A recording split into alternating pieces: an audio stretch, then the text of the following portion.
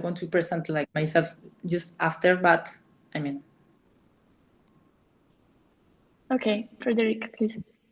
Good morning, everyone. I'm very happy today to share this session.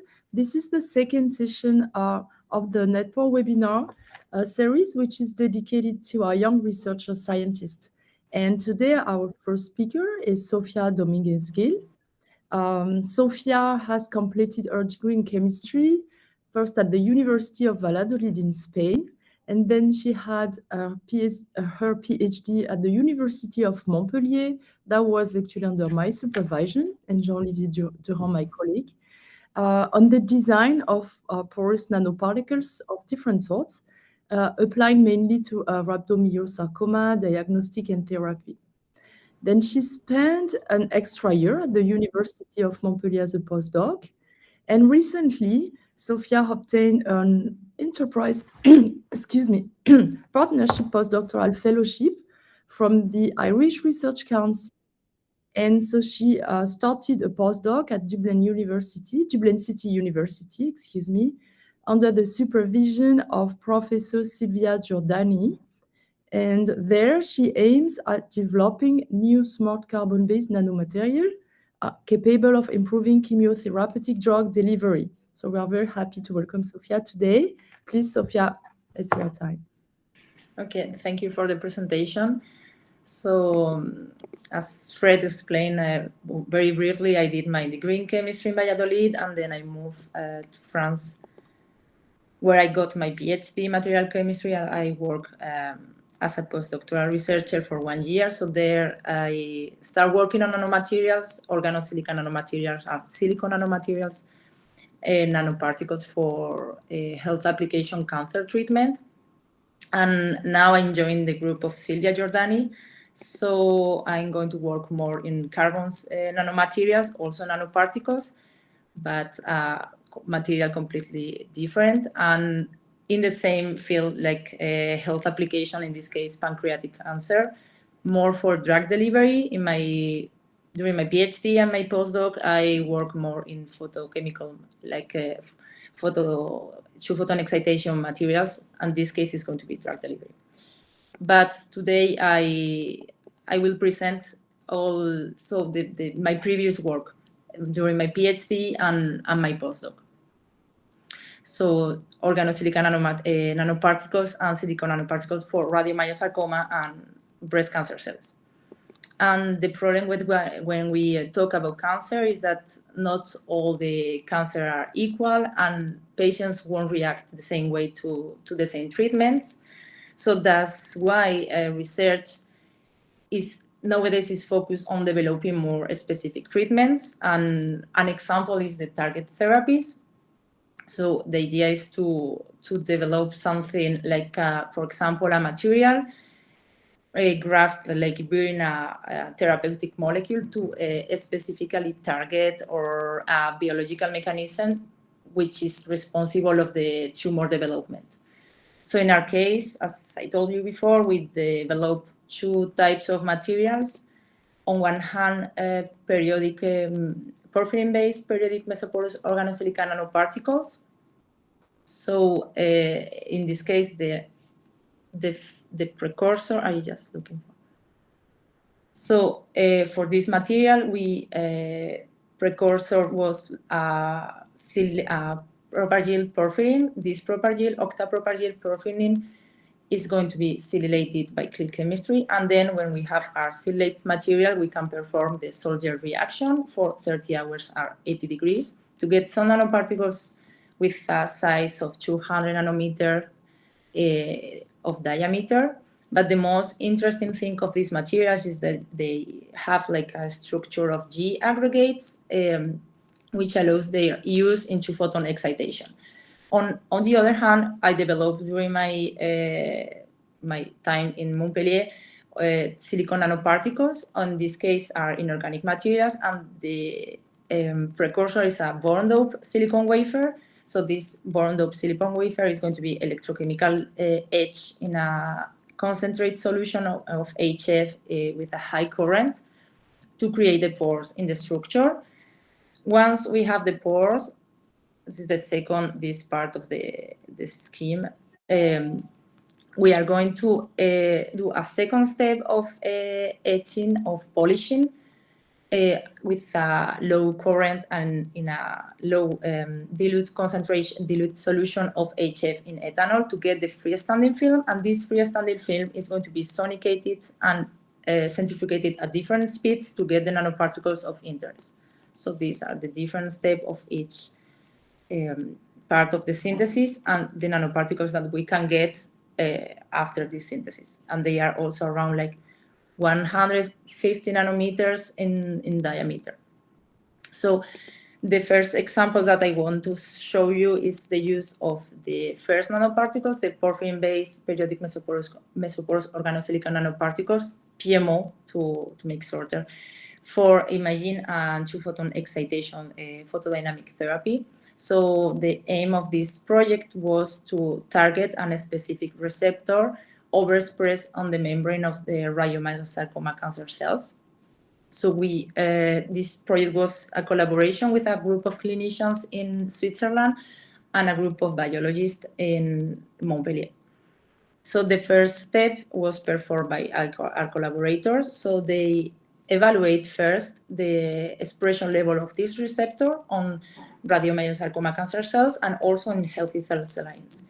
So we, according to the Western blot, we can observe that in 3 radiomyosarcoma cancer cell lines, the level of expression is higher than in the healthy myoblast.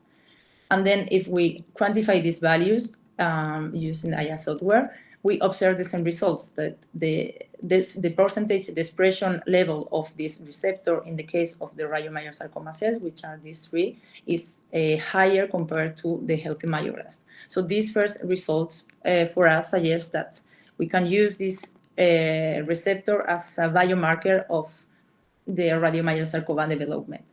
So then we decided to target this receptor by grafting the natural ligand of an analog of mannose-cis-phosphate functionalized on the anomeric position. So to do that, we use the first nanoparticles, the PMO. We functionalize them on the surface with a polyethylene glycol and an silane and aminosilane. So the polyethylene glycol is going to help in to improve the stability and the stealthiness of the nanoparticles for biological application. And the aminosilane is going to allow us to react afterwards with the squarate of the mannose, with this part of the therapeutic molecule, to covalently attach then to the nanoparticles. So when we have our system, we can start doing the different biological tests and verify the targeting effect also and the killing effect of these nanoparticles when we irradiate. So for the first study was the evaluation on this killing effect after two-photon excitation. So to do that, we are going to incubate our system, different formulations, the PMO alone, the pristine PMO, the PMO after the first step of the functionalization, and then the PMO bearing the therapeutic molecule with both cellular types, the cancer cells and the healthy cells.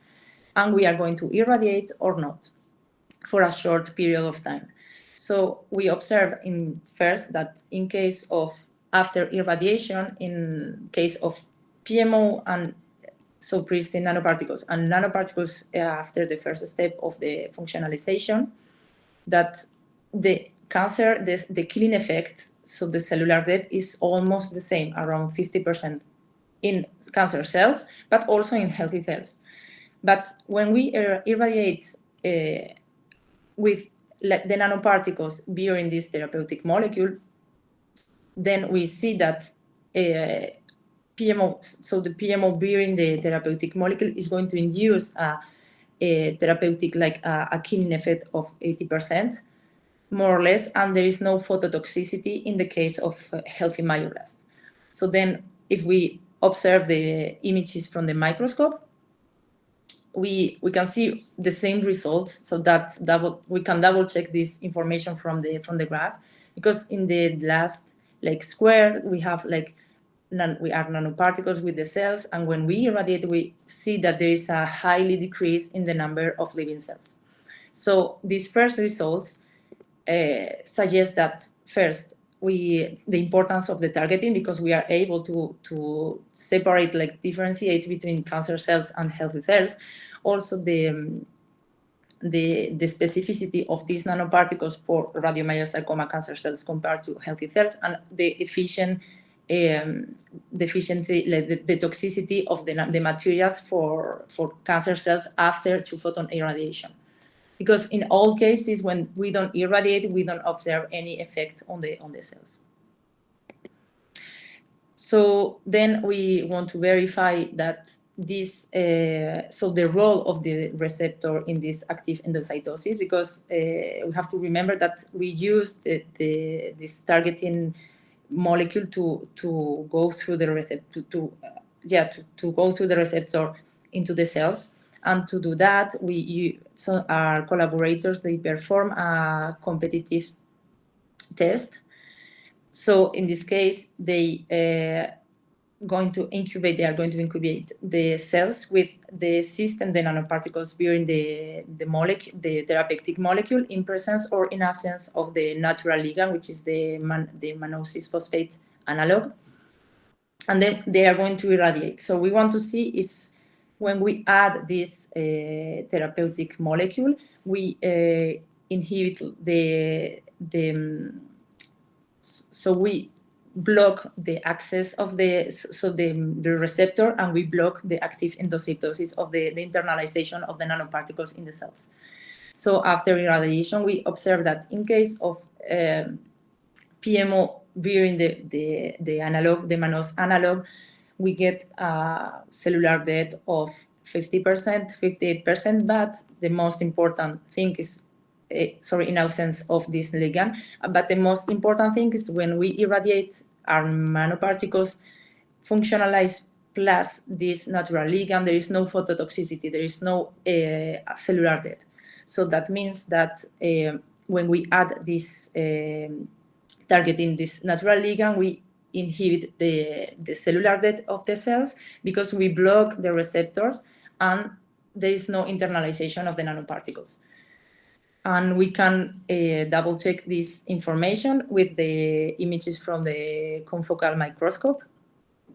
So in blue, we have the nuclei, and red, the dots from the nanoparticles, and then we have the merge. And if we go to the second row, we see that we have the nanoparticles plus this natural ligand.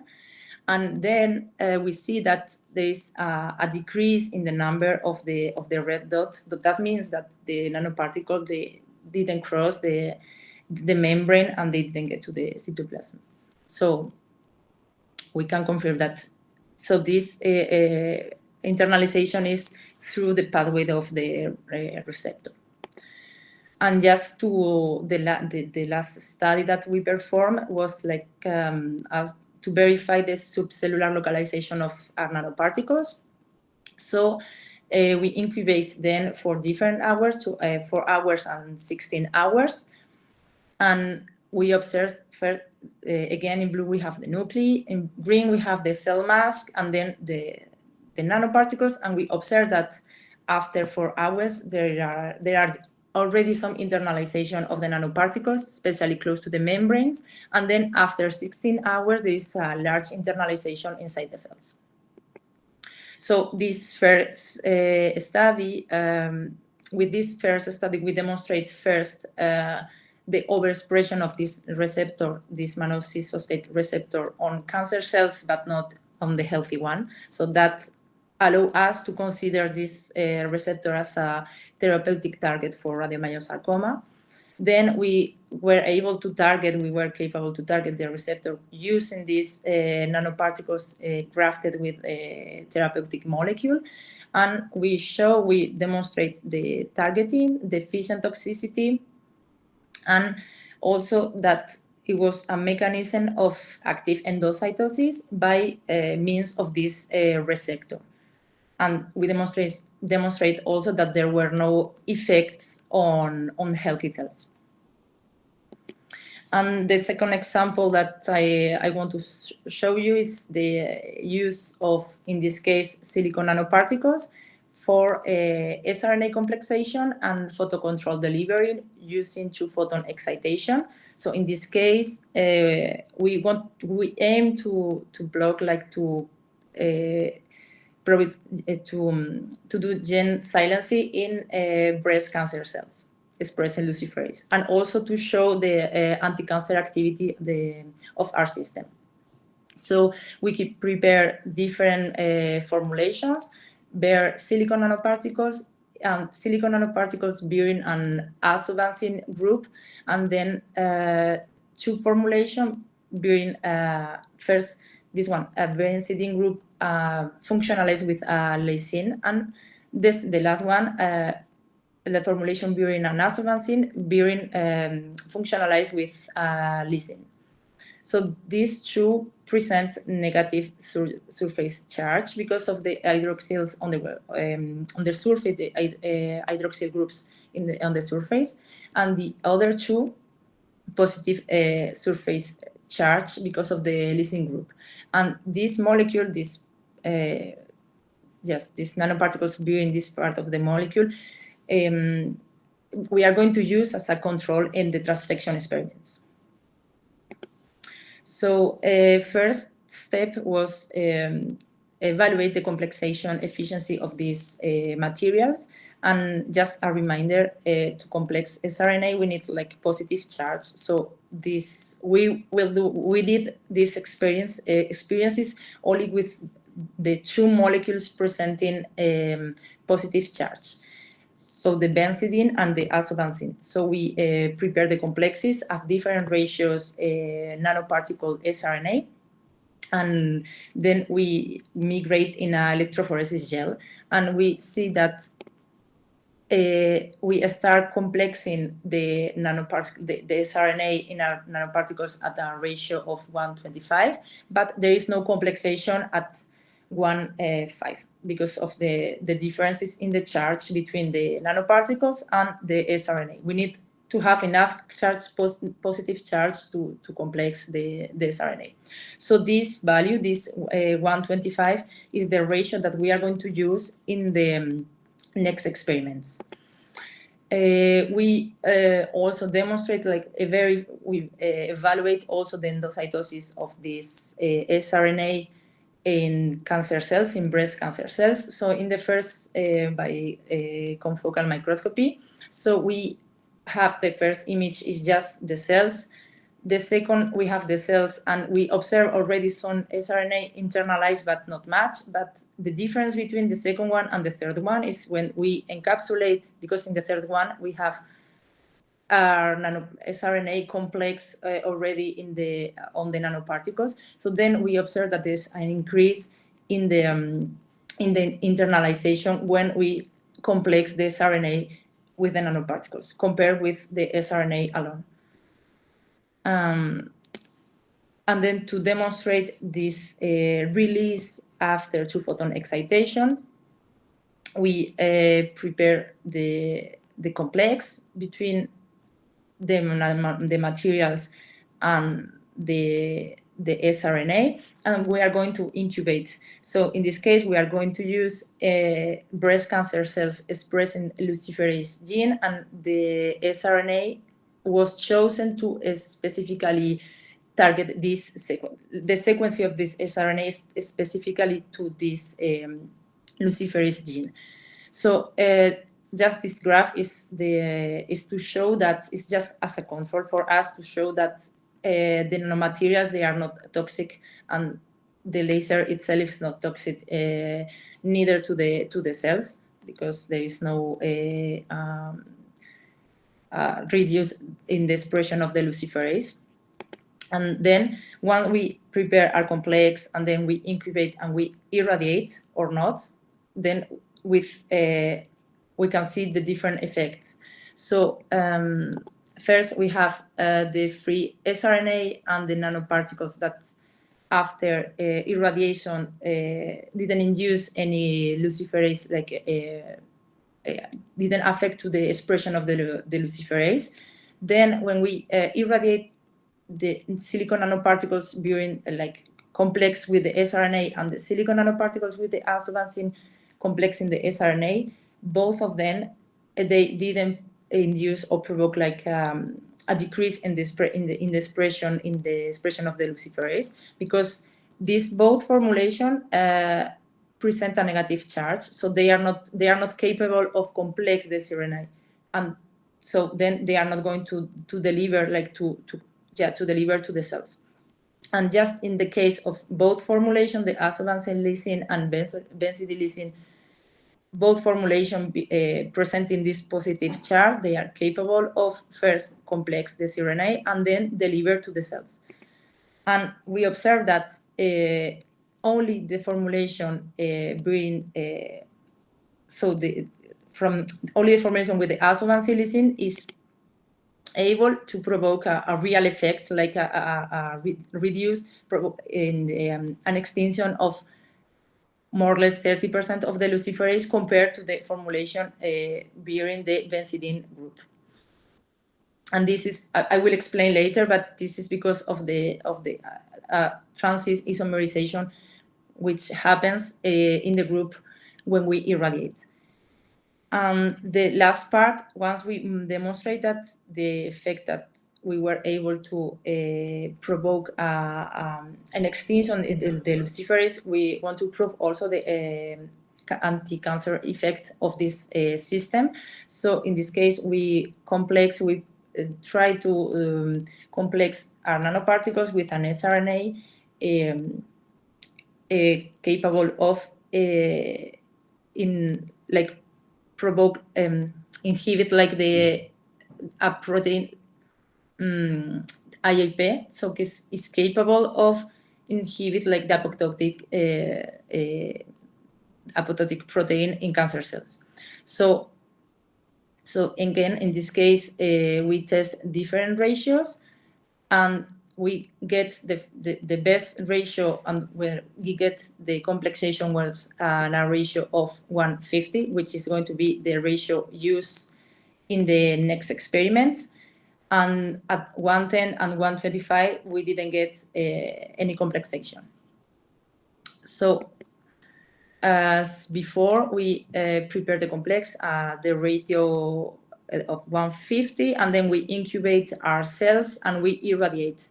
We use also breast cancer cells, and as I told you before, this sRNA IAP. After irradiation, we observe that in case of the control and the sRNA alone didn't provoke any effect on living cells, and only when we have our sRNA complex to the nanoparticles, we are able to provoke an effect on the cells, like 70% of cellular death. That means that we can complex this sRNA, we can deliver it in a photocontrol way using the 2-photon excitation energy, and then it's going to go to the cytoplasm, and then it's going to block the activity of the mRNA. So this inhibitory apoptotic protein is going to stop, and then the apoptosis is going to be restart. So we are going to kill cancer cells. And in both cases, so for the first example with the luciferase, and for the second example, so the mechanism is transfer energy between the nanoparticles and the group, this azovancin group is, so because our group, the group of Frederick, demonstrate already that silicon nanoparticles are able to absorb 2-photon excitation light. So then this energy is going to pass from the silicon nanoparticles. Once we irradiate, these nanoparticles are going to work as a transducer. So they are going to transmit this energy to this part of the molecule, the azovancin group. And this molecule then is going to switch from the one isomer to the other, from the trans to the cis, provoking this release of the sRNA. So when we are in the trans position, the sRNA is complex, and when we irradiate, and then there is this transfer, this energy transfer between the silicon and this part of the group. So the molecule is going to switch to the cis, and then it's going to release. And in the case of the benzidine, because we don't have this part of the molecule, so there is no this switch trans cis, so there is no this photo isomerization, and then this release on the of the sRNA. And also interesting is there is no production of reactive oxygen species, so the release is only because of the destabilization of the membrane.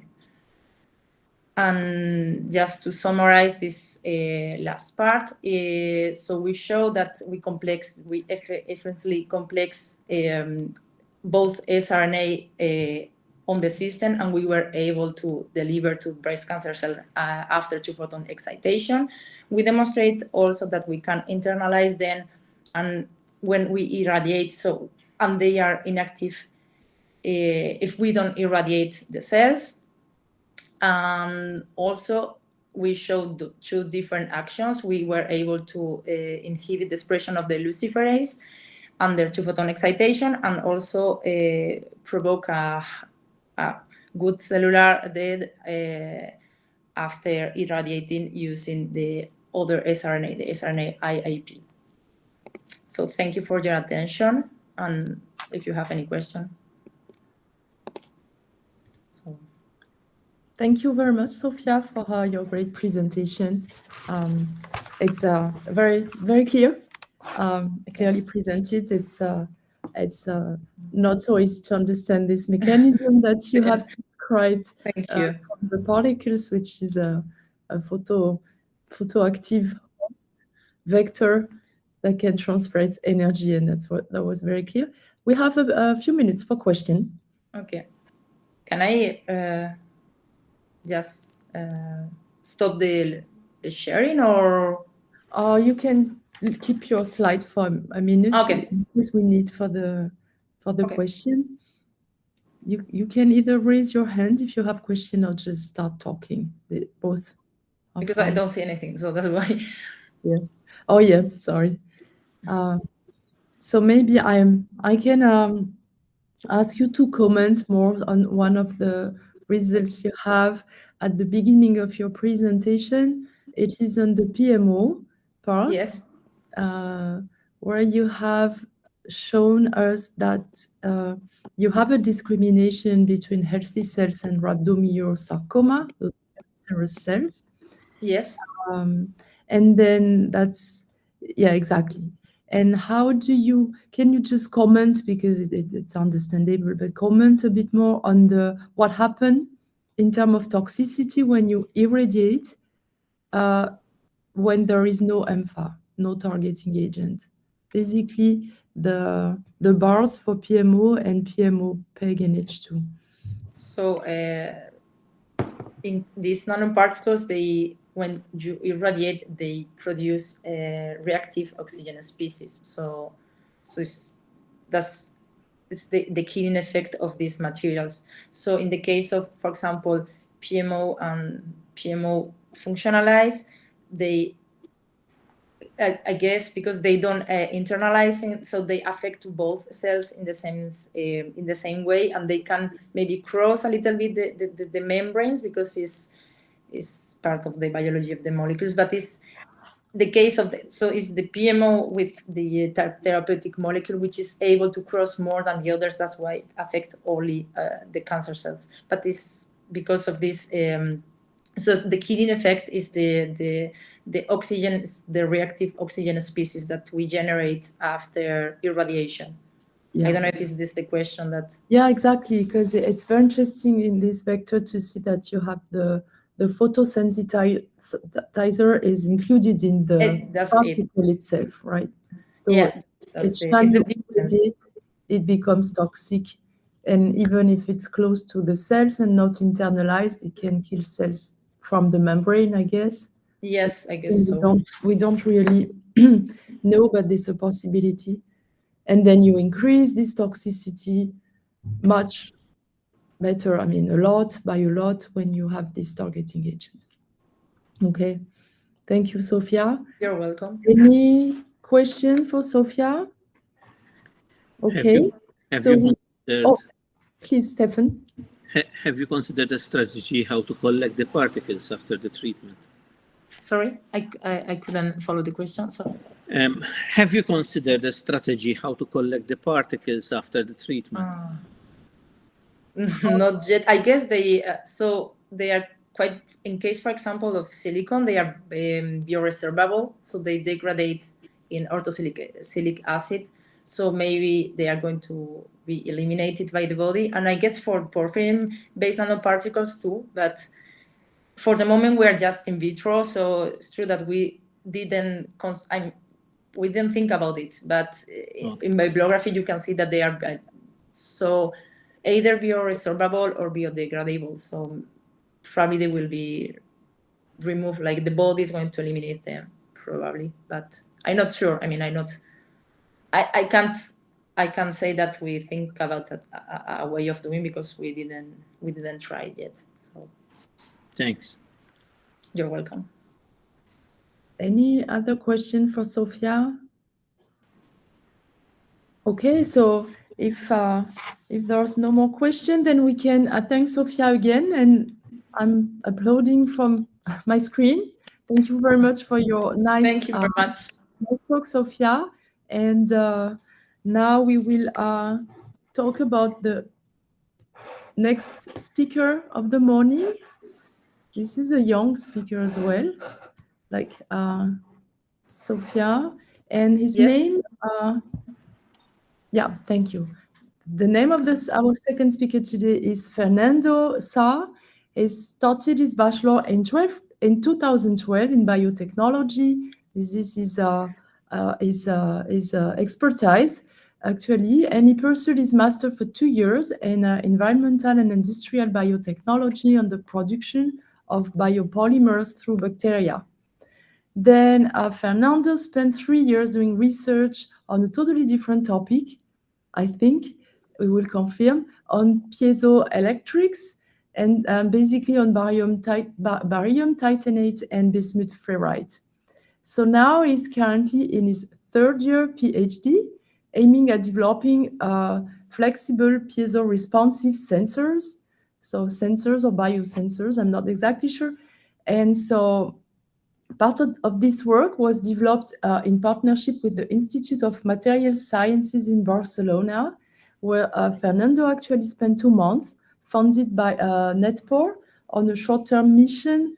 I remember that this is a possibility to apply in the different labs and within Netpore or outside Netpore, and having this grant to travel and do your research.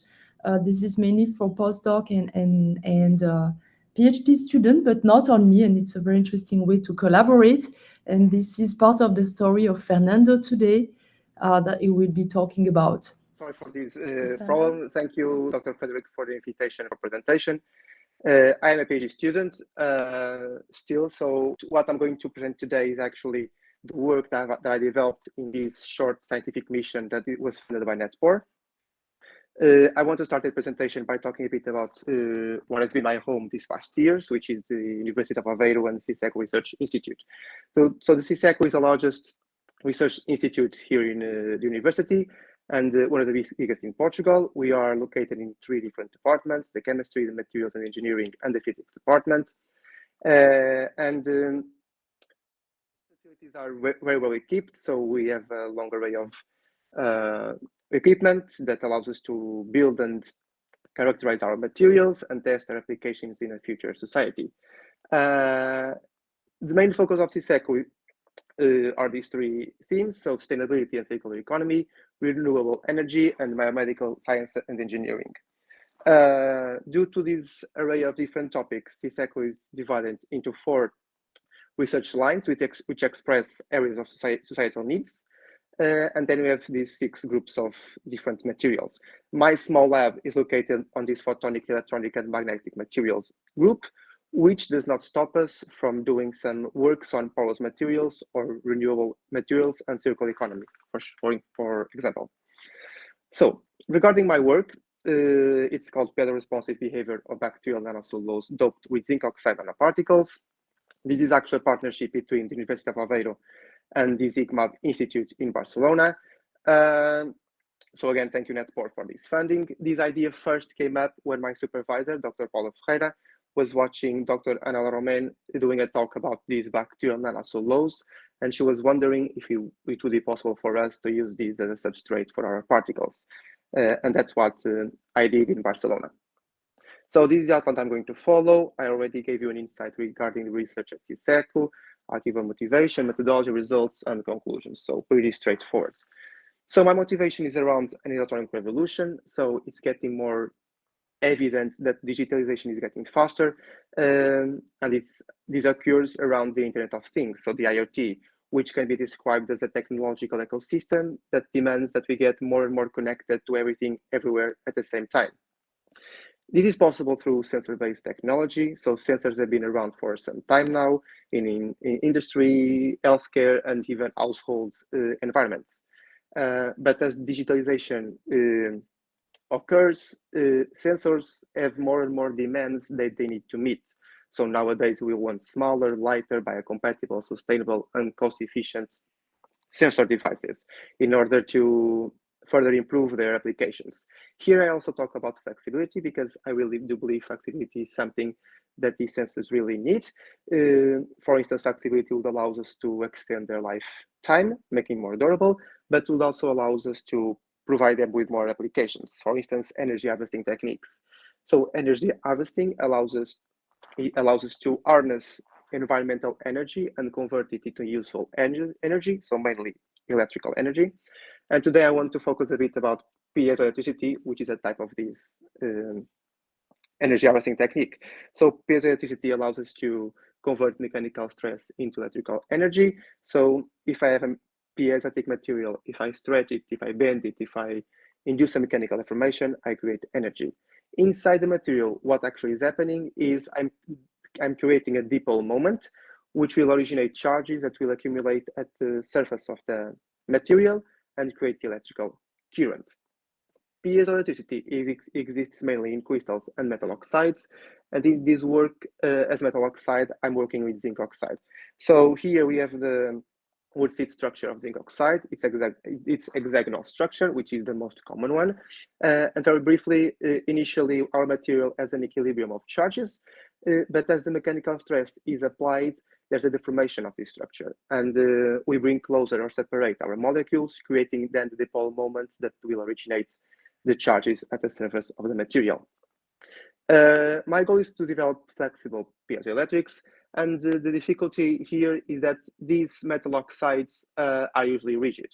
And to unlock this piezoelectric behavior, we need really high crystallization temperatures above 500 degrees Celsius, usually, to unlock the property. So if I would add a flexible material to these metal oxides, my substrate would probably be destroyed at these temperatures. So one way to develop flexible piezoelectrics is to combine already crystallized metal oxides with polymers, or even better, biopolymers.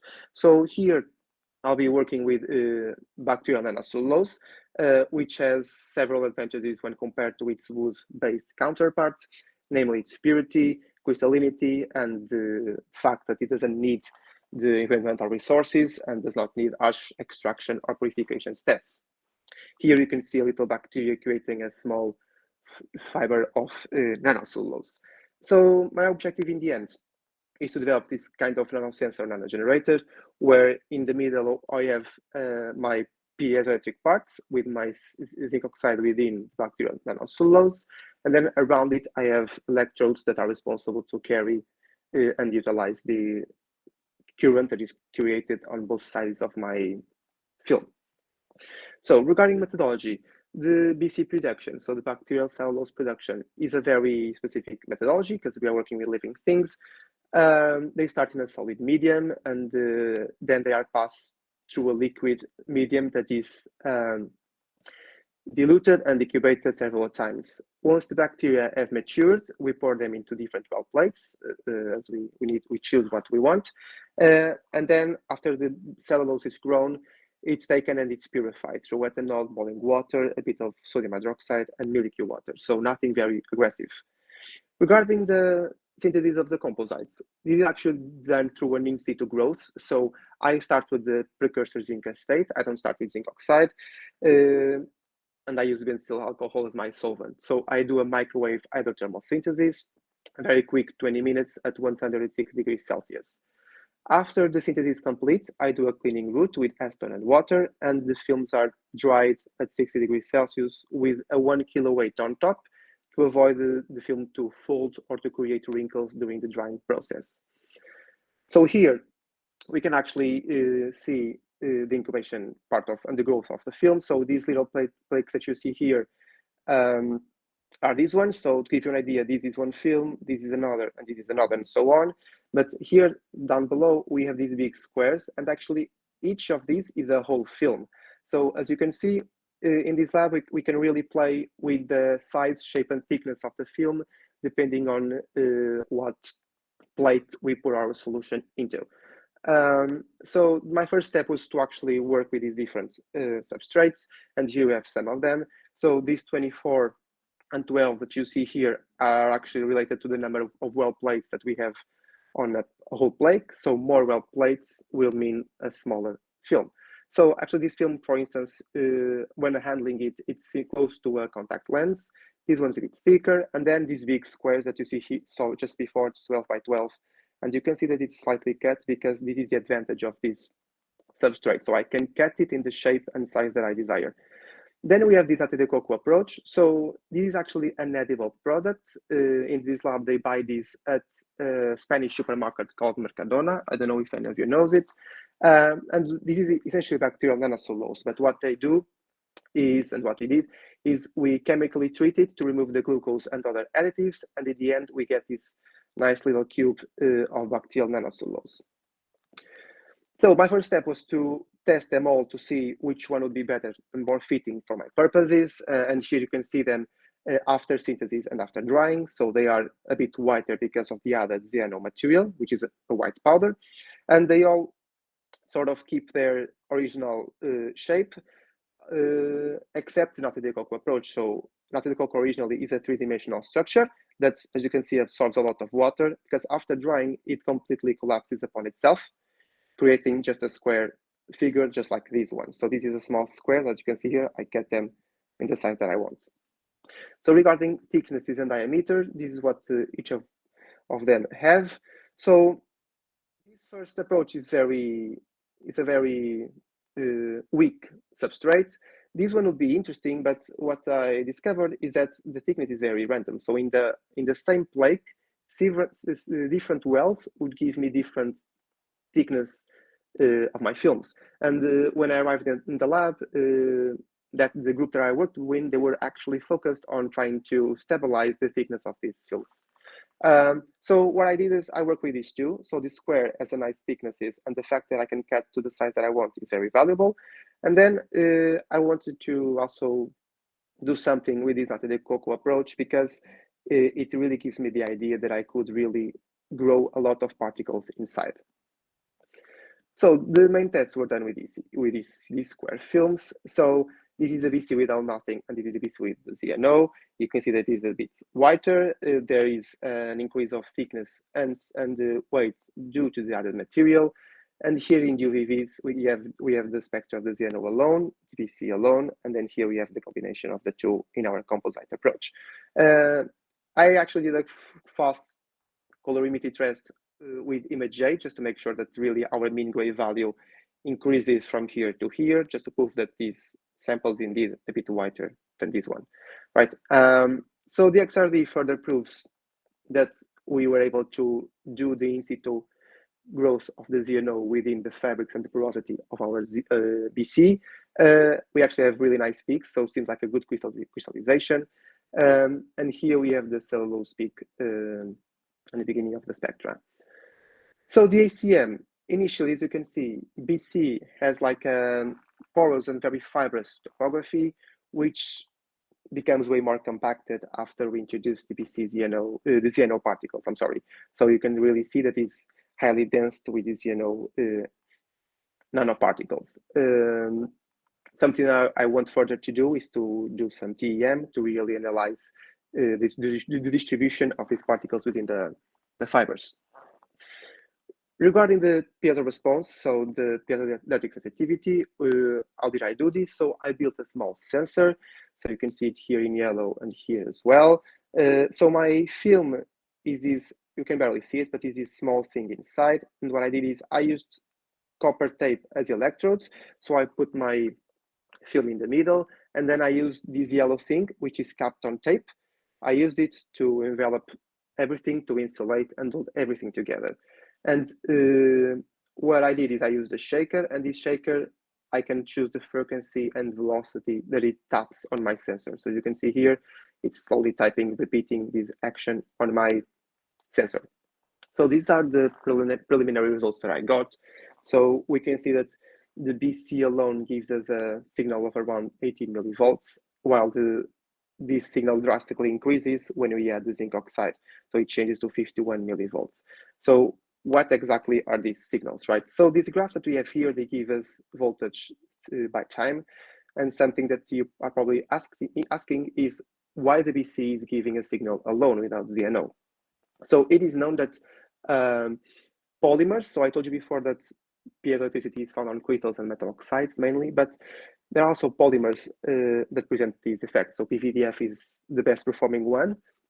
And there are other articles that also cite that biopolymers such as chitosan and zinc oxide and cellulose, are also capable to present the piezoelectric behavior.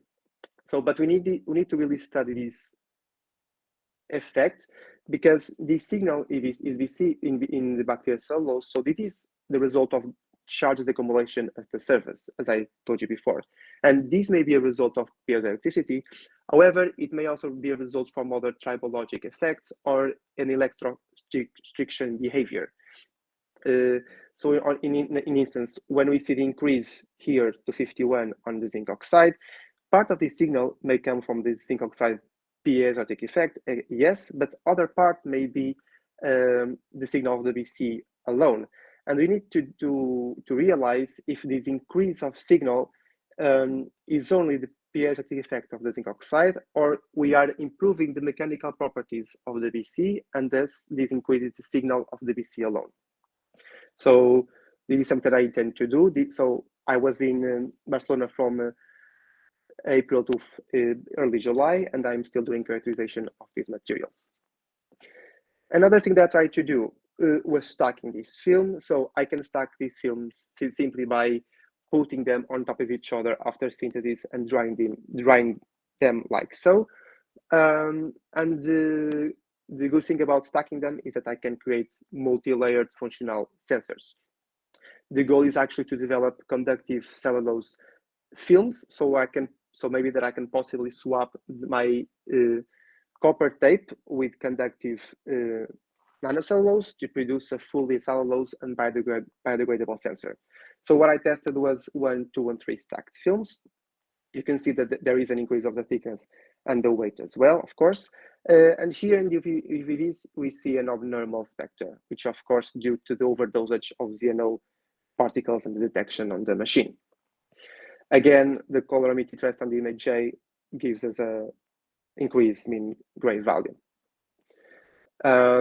So how strong are these stacked films? So as you can see in this video, I really manipulate these films. I stretch and then I bend them, and these films remain together. So during the drying process, it looks like really these fibers really entwine themselves to hold them together. However, if I want to layer these films, I can still do it. So these films, as you can see, so before, they really hold a lot of water before drying, and they cannot reabsorb the same amount of water. However, if I water them and slightly manipulate them, I can slowly start detaching them from one another. So here I take one film, as you can see, and here you have the another. So I can end up with my 3 films again. So this is curious, for instance, if I want to do some piezoelectric measurements, piezo responsive measurements, sorry, and then I want to take my film apart to see what this does to the topography of my inner layers, let's say. So another approach that I showed was this Nate de Coco. So this is a really good thing, because as you can see, this is Nate de Coco before anything, and then we have here Nate de Coco after the synthesis. So with this substrate, we can really see that we are able to grow a lot of material inside. So the in situ growth is successful. So you will see a lot of added ZNO inside. So this is whiter. And the curious thing is that you can see that actually in the borders, it seems less concentrated. So it's clearer. And this actually is proven after it dries and after it collapses upon itself. So here in the borders, we see that it's more clear than here, which is whiter. And it's very curious because this substrate is very different from the Nate de Coco without nothing. So Nate de Coco without nothing after drying gives me a very nice and very homogeneous substrate. But after the ZNO, the added material is so much that it creates this irregular structure. And actually, the difference in thickness, it's outstanding. Again, we have here the abnormal UV, thanks to the overdosage of ZNO. And here in the colorimetry test, again, the increase of the mean gray value. This brings me to the end of my presentations. I have some other results that I've already gathered, but I want to further explore them before I present them. Something I can tell is that I have already done some piezo measurements on the stacked films and this Nate de Coco approach. And even though I would expect an increase of the signal because I have more ZNO, actually what happens is the opposite. So as I increase the thickness of my films, the signal decreases. Because what I'm doing is I'm creating a more rigid, a less flexible sensor, and the piezo signal is highly dependent on my mechanical properties. Work opens a lot of doors. As I told before, I want to try to develop conductive nanocellulose to use as electrodes. I'm also doing some works using biamphetamate instead of ZNO, although the in situ growth is a bit more difficult to do. Again, further characterization is required to really understand the signal that we are getting. So I'm doing permittivity tests, hysteresis loops, and trying to poll my films to better evaluate the electrical behavior of these materials. So thank you very much. So I want to thank again Netpore and the ICMAB for receiving me and funding me. So as Dr. Frederic was saying, this is possible to do for PhDs and and I really recommend people to do this, because not only create these connections, you are able to do something that you are not going to be able to do in your own university. And this is also a very good growing experience for a young researcher like me. So thank you so much for your attention. Thank you very much, Fernando, for this great talk. It's very interesting and very, very clear presentation and very interesting. It's that you are very productive in a short amount of time in the Barcelona lab. Congratulations, that's great. Oh, thank you. It's a bit stressful because we have a short time, so I know I have to make most of it. That's how it works. Yeah, you have to be prepared and efficient. It's a great production and conclusion of this exchange that we can organize. Thanks again for doing this. This is a great topic and great project. We have a few minutes for questions. If there are any, please. Again, you can raise your hand with the screen or just start talking. Okay, so I will start with the question I have for you. So you explained that you process your nanocrystal, zinc oxide nanocrystal in situ when preparing the BC. I was wondering how big they are, the crystals inside, and if you have some control on the size, and if you have eventually, if yes, an interest in modulating the size of the crystals. Okay. Yes. So I have some. I've done some zinc oxide alone without the BC to see what size of particle that we get, but they seem to change a bit compared to the ones inside the bacterial nanosolos. However, as you can see by this image, I can't really calculate using ImageJ the size of my particles. However, recently I've done a CEM session where I can get better individualized particles, so I can do the ImageJ to compare. I can tell that ZNO alone gives me around 200 nanometers particles, let's say. But I'm curious to see exactly if when my zinc state, when confined to the porous and the fibers of the BC matrix, if these will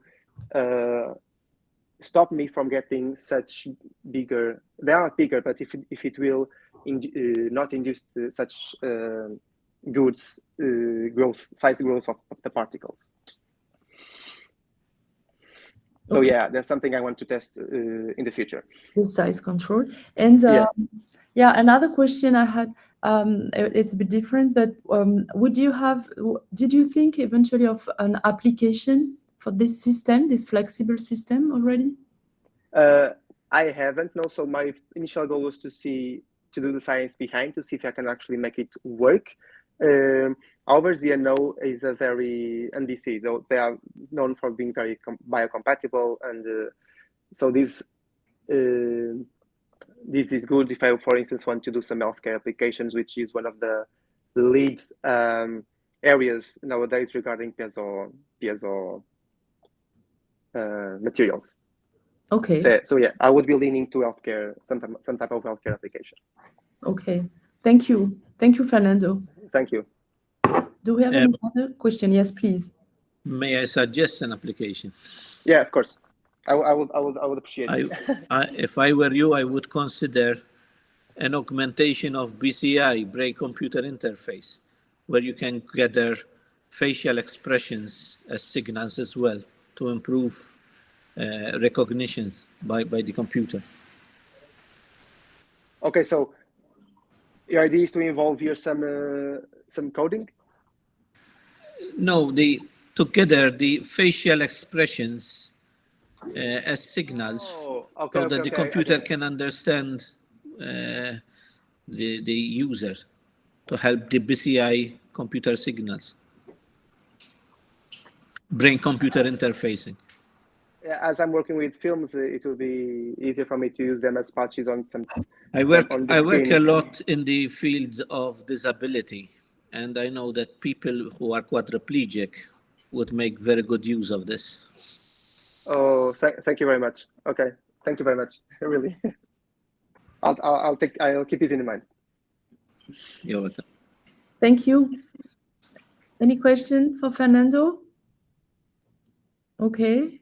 So if not, then let's thank Fernando again for this great presentation. Thank you very much for having me. I'm sorry. Thank you so much for having me. Oh, you're welcome. You're welcome. And thank you very much to our two speakers this morning. And let's meet again in a month, if you like. Thank you very much, and wishing you a very good afternoon. Thank you. See you. Bye-bye. Thank you. Thank you.